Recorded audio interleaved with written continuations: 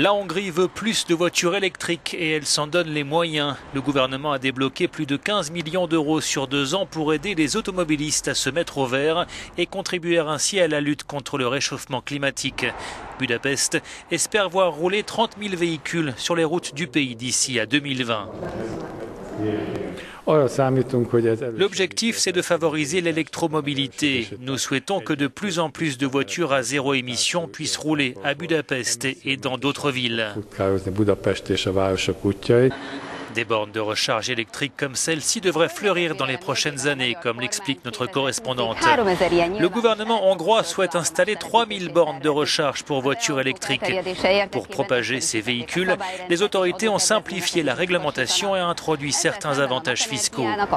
Mais d'un autre côté, en Hongrie, vous devez payer des taxes environnementales pour l'utilisation de panneaux solaires. De plus, une directive vient d'interdire l'installation de nouvelles éoliennes industrielles.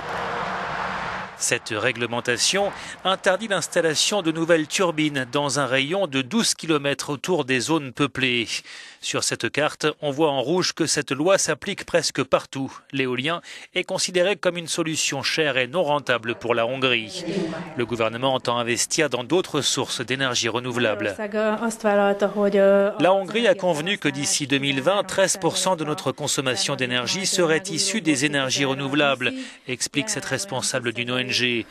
Aujourd'hui, on se situe autour de 10%, ce qui constitue une assez bonne proportion. Mais il faut savoir que l'essentiel provient de la combustion du bois, qui est une technologie désuète.